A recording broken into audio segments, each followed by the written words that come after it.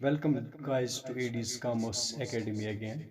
As you know that from last couple of days we are uploading lectures on different subjects and on different topics in this channel, that's AD's Commerce Academy. Now in this video lecture we are going to discuss one of the most important subjects, that's mathematics, and in this today's lecture we will discuss about the topic that's matrices and types. Before we will discuss about the matrices and its types, I would like to say you that matrices is basically what? It's a special and systematic representation of data. Generally what happens in the field of different aspects, like we have economic field, we have science field, and we had uh, engineering field. The data which is required for different dimensions, we had that data in junk form. To represent that data in systematic way and in convenient way, we use the matrix technique, और उसी matrix technique को आज हम यहाँ पर discuss करेंगे। यहाँ पर अपने स्क्रीन पर आप देख सकते हो एग्जाम्पल, एक मैंने यहाँ पर कोट कर ली है। Suppose there are three boys, Rakesh, Mukesh and Munesh. Rakesh has 8 books, 4 pencils and 3 notebooks. Mukesh has 5 books, 8 pencils and 7 notebooks, and Munish has 7 books, 8 pencils and 3 notebooks. यहाँ पर आप देख सकते हो कि हमने इस डेटा को एक सिस्टमैटिक वे में रिप्रेजेंट किया। अगर हम सबसे पहले यहाँ पर राकेश की बात करेंगे, इसका जो डेटा है, जो डिफरेंट जो इसके पास चीज़ें हैं, वो हमने डिफरेंट बुक्स के नीचे इसको 8 लिखा है हमने, यानी इसके पास 8 बुक्स है। इसके पास 4 पेंसिल्स हैं। इसी तरह इसके पास जो नोट बुक्स है वो 3 है। सेकंड वन, जो हमारे पास दूसरा बंदा है, इसका नाम है मुकेश। मुकेश के पास भी अगर हम देखेंगे तो मुकेश के पास क्या है? मुकेश के पास जो डेटा है, इसके पास 5 बुक्स हैं, 8 पेंसिल हैं, और साथ में उसके 7 जो है नोटबुक्स है। जो दूसरा एक बंदा है उसका नाम है मुनेश। इसके पास जो चीज़ें हैं उनमें से सबसे पहले इसके पास जो बुक्स हैं 7 है, पेंसिल्स इसके पास 3 हैं, और साथ में इसके पास नोटबुक्स भी 3 है। आपने यहाँ तक देखा कि ये जो इनके पास जो ये चीज़ें हैं, इनको जब हमने कंपाइल किया अंडर डिफरेंट हेड्स और सिस्टमेटिक वे में, और यहाँ पर आप ये भी देख सकते हो कि इन चीज़ों को हमने यहाँ पर जो है ब्रैकेट्स में रखा है, बड़े ब्रैकेट्स में, ठीक है। तो इसी को हम कंपाइलेशन कहते हैं, यानी कि एक सिस्टमेटिक रिप्रेजेंटेशन जब डेटा को हम करते, तो यहाँ पर इस चीज़ को हम जो है ना, इसको हम मैट्रिसेस बोलते हैं। यहाँ पर आप ये भी देख सकते हो, one more thing I would like to clear here, that is, एक और चीज़ आप देखिए, यहाँ पर ये जो ऊपर वाला ये वाला पोर्शन है, यहाँ से यहाँ, इसको हम हॉरिजेंटल लाइन बोलते हैं, और साथ में इसको हम रो भी बोलते हैं। और ये जो ऊपर से नीचे आती है लाइन, ये भी आपको याद रखने की ज़रूरत है, इसको हम कॉलम बोलते हैं। और नीचे आप पढ़ सकते हो, numbers written in such a particular form of rows and columns are enclosed by square brackets. This technique of arrangement of data is called matrix. यानी कि जब हम डेटा को ब्रैकेट्स में लिखते हैं और एक सिस्टमैटिक वे में लिखते हैं अंडर द पर्टिकुलर हेड जो हमारा होता है, जैसे कि बुक्स है, बुक्स के नीचे हम बुक्स ही लिखेंगे, पेंसिल के नीचे हम पेंसिल लिखेंगे। इस तरीके से जब डेटा हम कंपाइल करते हैं और साथ में इनको ब्रैकेट्स भी डालते हैं, इस रिप्रेजेंटेशन को हम मैट्रिक्स बोलते हैं। एक चीज मैं आपको यहाँ पर बोलूँगा, मैं यहाँ पर लिख लेता हूँ, ठीक है। थोड़ा सा मैं अपने पेन को छोटा करूँगा, ज़्यादा छोटा नहीं करेंगे। हाँ ठीक है। अब देखिए यहाँ पर, यानी कि जब हम डेटा को कॉलम्स और रोज में अरेंज करते हैं एक सिस्टमेटिक वे में, यहाँ पर एक चीज़ आपको देखने की ज़रूरत है, वो ये है कि जो हमारे पास जो ये बीच में जो यहाँ पर ये वाले जो हमने डेटा लिखा है इनको हम बोलते हैं एलिमेंट्स। याद रखना, ये जो हमारे पास ये है इनको हम एलिमेंट्स बोलते हैं, या हम इनको एलिमेंट्स ऑफ मैट्रिसेस भी बोल सकते हैं।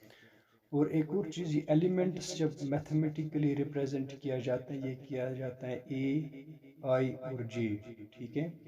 ये इसके लिए रिप्रेजेंटेशन फार्मूला है मैट्रिसेस के लिए।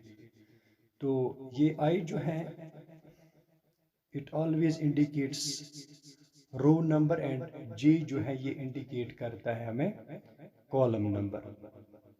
आई होप कि यहाँ तक आप सब लोगों को ये समझ आया होगा। अब हम नेक्स्ट मूव करेंगे। अब हम देखेंगे डिफरेंट टाइप्स ऑफ मैट्रिसेस क्या है।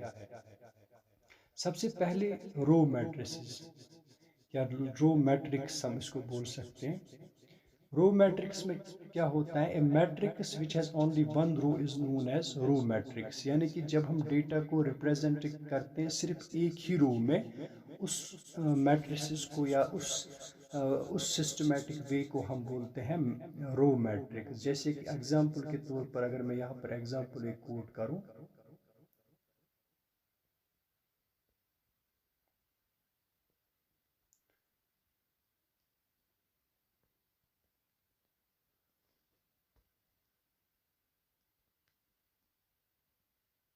यहाँ पर देख सकते हो आप, इस वाले मैट्रिक्स में मैंने सिर्फ एक ही रो बनाया है, ठीक है। कॉलम इसमें बहुत सारे हो सकते हैं, लेकिन जो इसका जो रो है वो सिर्फ यहाँ पर एक है। दैट मीन्स कि ये जो मैट्रिसेस हैं, ये जो मैट्रिक्स है, इसको हम रो मैट्रिक्स बोलेंगे। एक और चीज़ यहाँ पर आप देख सकते हो, चूंकि इसका जो रो इसमें एक ही होता है, तो इसका जो ऑर्डर बनता है, इस वाले मैट्रिक्स जो अभी हमने बनाया, इस वाले मैट्रिक्स का अगर हम ऑर्डर देखेंगे, इसका ऑर्डर है 1 into 3। यानी कि जो रो है वो हमेशा 1 ही होगा, और कॉलम्स जो है वो n नंबर के होंगे, यानी कोई भी नंबर हो सकता है। कॉलम्स बहुत सारे हो सकते हैं। आई होप कि आपको समझ आया होगा। अब हम नेक्स्ट देखेंगे कॉलम मैट्रिक्स। कॉलम मैट्रिक्स जो है सॉरी, यहाँ पर स्पेलिंग थोड़ी गलत हो गई है। कॉलम मैट्रिक्स जो हमारे पास है, कॉलम मैट्रिक्स अपोजिट है रो मैट्रिक्स का। जैसे कि रो मैट्रिक्स में हमने देखा कि सिर्फ एक ही रो होता है, यहाँ पर एक ही कॉलम होता है, रोज जो है बहुत सारे हो सकते हैं। अगर हम एग्जाम्पल एक यहाँ पर देखेंगे, एग्जाम्पल से ज़्यादा बेटर समझ आता है।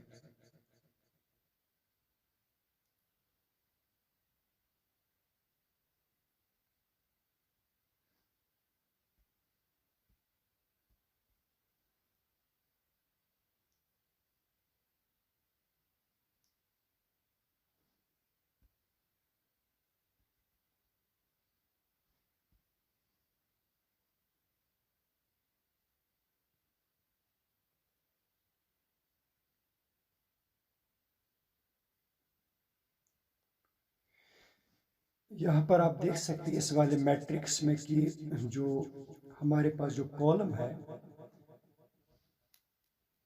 वो सिर्फ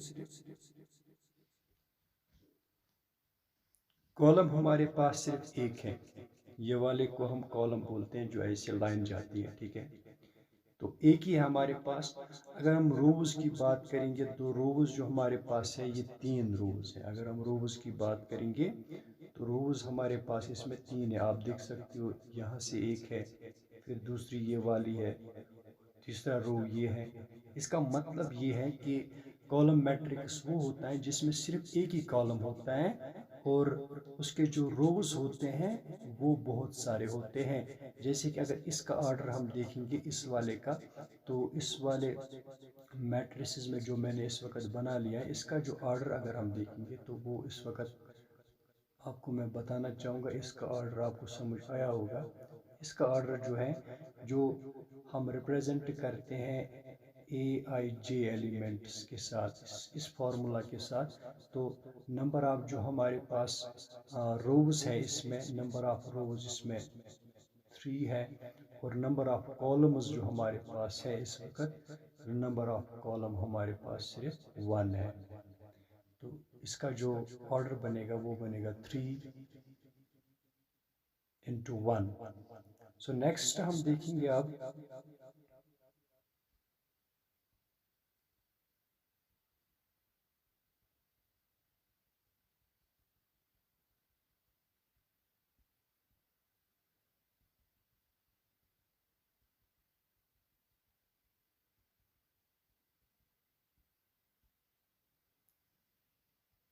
हम मूव हो जाएंगे अब रेक्टेंगुलर मैट्रिक्स।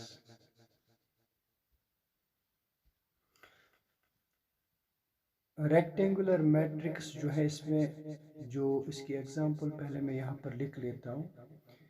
पहले आप देख सकते हैं matrix in which number of rows are not equal to number of columns, यानी कि एक ऐसा मैट्रिक्स हमारे पास है जिसमें क्या है, जिसमें जो नंबर ऑफ रोज है वो नंबर ऑफ कॉलम्स के बराबर नहीं है। ठीक है, रेक्टेंगुलर शेप के बारे में आपने मैथमेटिक्स में पढ़ा होगा, जिसके अपोजिट साइड्स आपस में बराबर होते हैं। इस वाले मैट्रिक्स में आप देख सकते हो, अगर हमारे पास नंबर ऑफ रोज की हम बात करेंगे, हमारे पास जो नंबर ऑफ रोज है वो इस वक्त हमारे पास इस मैट्रिक्स में 2 आते हैं।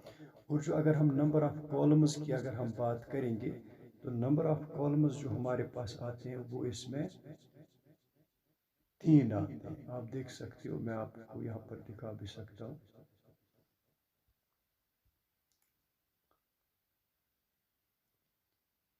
ये देखिए हमारे पास इस मैट्रिक्स में जो है, हमारे पास जो नंबर ऑफ रोज हैं वो 2 है, और नंबर ऑफ जो कॉलम्स है वो 3 है।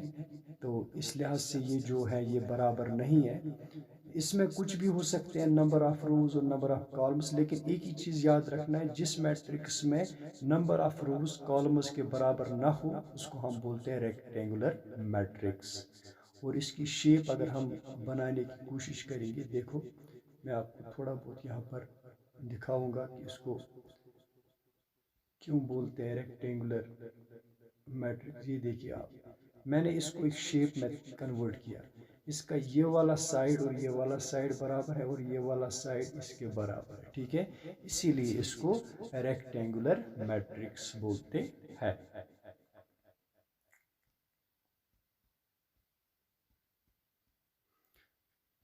नेक्स्ट हम देखेंगे स्क्वायर मैट्रिक्स। अगर हम स्क्वायर मैट्रिक्स की बात करेंगे, तो square A matrix which has equal number of rose and columns, यानी कोई भी ऐसा मैट्रिक्स जिसके रोज और कॉलम्स जो है वो बराबर होंगे। ठीक है, उसको हम बोलते हैं हम स्क्वायर मैट्रिक्स।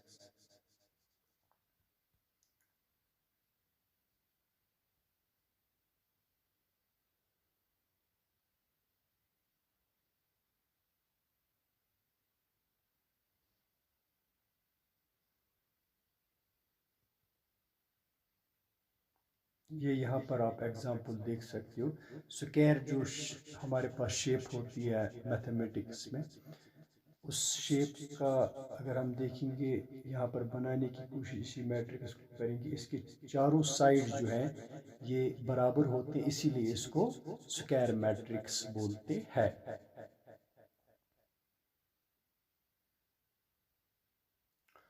अब हम नेक्स्ट देखेंगे एक और, जिसको हम डायगोनल मैट्रिक्स बोलते हैं। Square type matrix in which there is a zero everywhere except principal diagonal, यानी कि एक ऐसा मैट्रिक्स, ये स्क्वायर मैट्रिक्स का ही एक किस्म है कि इसमें भी जो number of rose and columns वो बराबर होंगे, लेकिन एक चीज़ हमें याद रखना है, यहाँ पर जो यानी कि प्रिंसिपल डायगोनल है, उसके अलावा जो तमाम एलिमेंट्स इस मैट्रिक्स के होंगे वो जीरो होंगे। जैसे कि मैं एग्जांपल यहाँ पर दिखाऊंगा।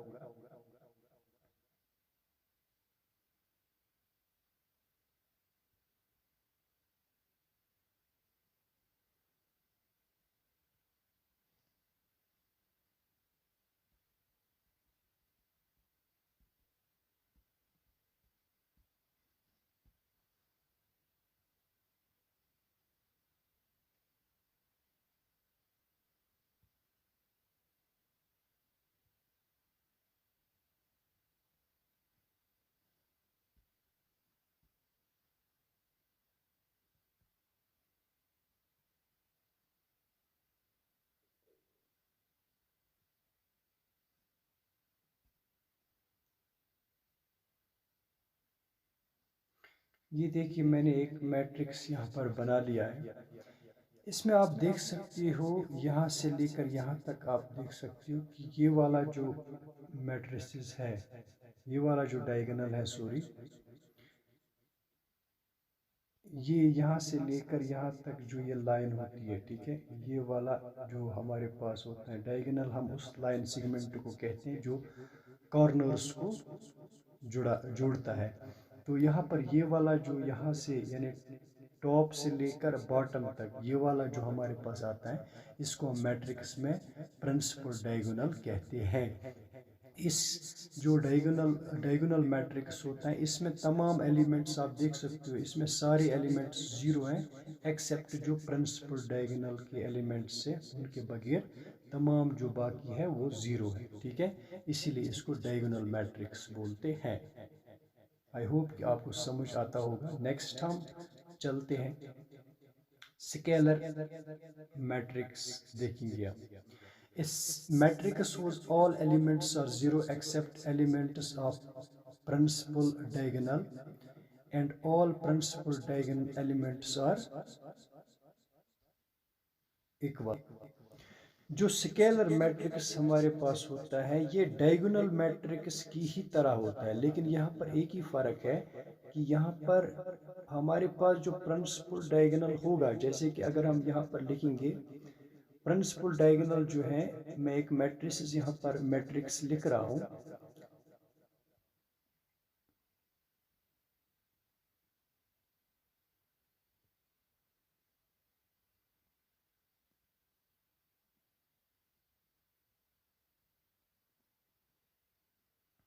यहाँ पर देख सकते हो आप, ये जो मैंने मैट्रिक्स बनाया है इसके तमाम एलिमेंट्स जैसे डायगोनल मैट्रिक्स है उसी तरीके से इसमें भी तमाम एलिमेंट्स जीरो है एक्सेप्ट प्रिंसिपल डायगोनल, जो मैंने आपको ऑलरेडी बोला। यहाँ पर प्रिंसिपल डायगोनल जो है, ये वाली जो लाइन हमारे पास, ये वाला डायगोनल बन रहा है यहाँ से लेकर ये जो बन रहा है यहाँ तक, ठीक है, इसको हम प्रिंसिपल डायगोनल बोलते हैं।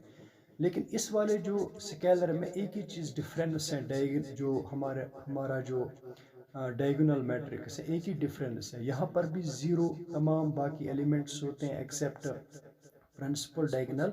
लेकिन एक और चीज़ आपको याद रखना होगा यहाँ पर कि जो प्रिंसिपल डायगोनल, इसको मेन डायगोनल भी कहते हैं इस वाले डायगोनल को, तो इसके अलावा ये इक्वल भी होना चाहिए। बाकी तो ज़ीरो ऑलरेडी होंगे, लेकिन इस वाले को एक तो ये ज़ीरो नहीं होगा और इसके अलावा इसको इक्वल भी होना पड़ेगा, तब जाके इसको हम बोलेंगे स्केलर मैट्रिक्स, ठीक है। तो नेक्स्ट आप देखिए लास्ट वाला हमारा जो इस वक्त है, जो बाकी रहेंगे वो हम नेक्स्ट वीडियो में इंशाल्लाह डिस्कस करेंगे। अब यहाँ पर एक और है हमारे पास लास्ट वाला, दैट इज नल मैट्रिक्स। ये आप देख सकते हो नल मैट्रिक्स, नल का मतलब हो गया ज़ीरो। इसका मतलब ये है कि कोई ऐसा मैट्रिक्स जिसके तमाम एलिमेंट्स, यानी कि जो भी एलिमेंट्स होंगे, जितने भी एलिमेंट्स उसमें होंगे, वो तमाम एलिमेंट्स क्या होंगे, वो ज़ीरो होंगे। उस वाले मैट्रिक्स को हम नल मैट्रिक्स बोलते हैं। तो थैंक यू वेरी मच। आज के लेक्चर में सिर्फ इतना ही डिस्कस करेंगे। अगर आपको ये वीडियो अच्छा लगा तो इसको लाइक भी करना, और साथ में ये भी बोलना कि अगर पढ़ाई में कहीं कमी रहती है या कहीं गलती हो रही है। और इसके अलावा आपसे ये भी रिक्वेस्ट रहेगी कि आप इस चैनल को ज़्यादा से ज़्यादा शेयर करें। Thank you.